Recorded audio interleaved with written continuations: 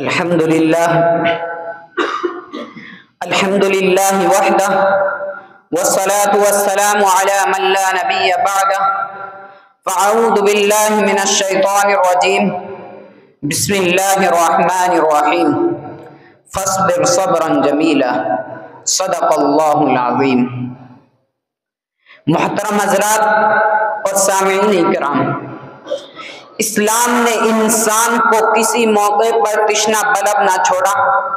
آج صلی اللہ علیہ وسلم کی شخصیت و تعلیمات ایسی ہمہ جہت اور ہمہ گیر ہے کہ اس میں اس حیات مستعار کے جملہ نازک ترین مراحل کی تعلیمات و ہدایات موجود ہے۔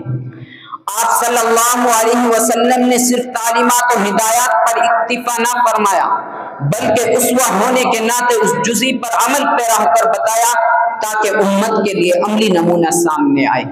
انہی مراحل میں سے پرپیچ مرحلہ مصائب و آلام کے گرداب میں پھنسنے کے باوجود صبر و استقامت، عزیمت و استقلال کے جبال راسیات بننے کا ہے۔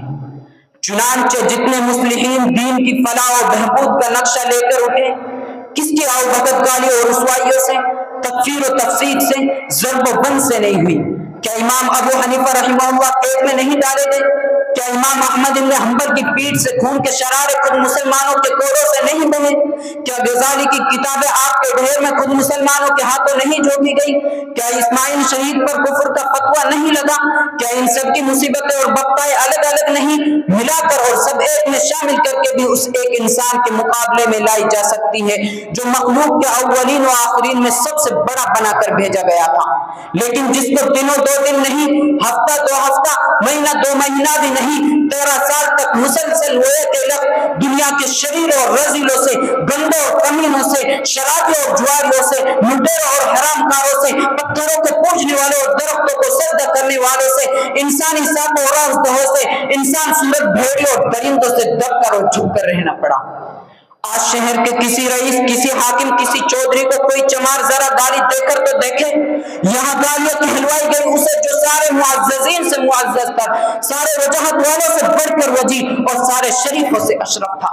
ان کی زبانوں سے جو ذلیلوں سے بڑھ کر ذلیل، گندگی میں اپنے آپ نزیل اور رذیلوں میں بھی افضل تھے، اور جس جسد مبارک کو ادب و احترام کے ساتھ مس کرنا نور کے بنے ہوئے فرشتوں کے لیے بھی باعث فخر و شرف تھا، اس کے ساتھ کیسی کیسی گستاخیاں اور دراز دستیاں وہ جہنمی کر کے رہے جنہیں آگ میں جلنا اور آگ میں ملنا تھا۔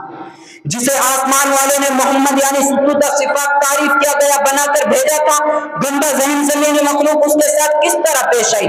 کیا اسے جی بھر کر چڑھایا نہیں؟ طرح طرح کے آویزے نہیں کسے، ڈھولے نہیں برسائے، ساتھ مبارک کو لہو لہان نہیں کیا، کھانا پانی بند نہیں کیا، ہر طرف سے گھیر کر ایک دار میں بند کر کے فاقہ کشی کی نوبت نہیں پیدا کر دی؟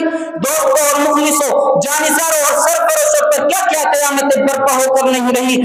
تکلیف و تعذیب، توہین و تحقیر، آزار جسمانی و روحانی کا کوئی پہلو اٹھ رہا، تاریخ کے کس واقعے سے انکار ہوگا؟ راہ میں کانٹے جس نے بچھائے، گالی کی پتھر برسائے، اس پر چھڑکی پیار کی شبنم صلی اللہ علیہ وسلم۔ حضرات، یتیمی کے داغ سے بڑھ کر اور کون سا داغ ہو سکتا ہے؟ اس وقت سے بڑھ کر بے کسی اور بیچارگی کا اور کون سا وقت ہوتا ہے؟ آج ساری دنیا کے بے کس، بیچارے، یتیموں، یسیروں کو خوشخبری ہو کہ جس نے ساری دنیا کے یتیموں کے سر پر ہاتھ رکھا وہ خود بھی یتیم ہی ہو کر دنیا میں آیا، اور یتیمی بھی کس غضب کی، عمر کے 10 سال پر نہیں، 5 سال پر نہیں، والد کی شکل سرے سے دیکھی ہی نہیں اور باپ کی محبت کو ایک لمحے کے لیے بھی نہیں جانا۔ جب دنیا میں تشریف لائے تو باپ پہلے ہی واپس بلا لیے گئے تھے۔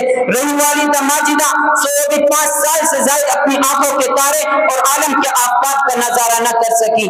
یتیم کو اطلاق تو اس پر ہوتا ہے جس کا صرف باپ زندہ نہ ہو۔ یہاں شروع سے بے قدری اور شعور پیدا ہو گئی بے مادری، ایک ساتھ یتیمی و یسیری۔ دنیا جہاں کے یتیموں اپنے ہاتھ پر رونے اور کھڑنے کی جگہ خوش اور نازا ہو کہ تم کس کی سب میں کھڑے ہوئے ہو۔ بیوی اور چہیتی بیوی شوہر کو ہاتھوں اٹھ جانا شوہر کے لیے کس قدر روح پر سوا کیا ہوتا ہے۔ رفیق حیات جس سے دل ملا ہوا ہو، جس نے زندگی کے ہر نشے و فراز میں ساتھ دیا ہو، اسے اپنے ہاتھوں کفلانے اور دفنانے کی ہمت کوئی کہاں سے لائے؟ بجا ہے، لیکن ذرا خیال اللہ کے اس لاڈلے بندے کی طرف بھی جائے جس نے خدیجہ الکبریٰ رضی اللہ عنہا جیسی عزیز و عزیز الوجود محبوب و وفا سری شریک حیات کو 23 اپنے ہاتھ سے کھویا اور اللہ کی مشیت پر صبر کیا۔ بیوی سے بڑھ کر جان و صدمہ اولاد کا ہوتا ہے۔ کسی کے کلیجے کو گرم گرم لوہے سے داغ دیا جائے اور کہا جائے کہ زبان سے آہ اور دل سے شعلہ نہ اٹھنے پائے تو اس پر کیا گزر کر رہے گی۔ یہاں جس کے سر پر دین و دنیا کی سرداری کا تاج تھا، اس نے اپنے ہاتھوں ننھے ننھے اور معصوم ابراہیم اور دوسرے پیارے نبی زادے کو نہلایا کفنایا، جو ساری دنیا کے مسلمانوں کے حق میں رؤوف و رحیم تھا، جو دشمنوں تک کے لیے رحمت و شفقت تھا۔ کیا خود اپنی اولاد کے حق میں اس کے دل پر ترکھا تھا؟ کیا اس کے دل سے مامتے نکال ڈالی گئی تھی؟ دل پر جو کچھ گزر رہی تھی، دل والا جانے، دل کا پیدا کرنے والا۔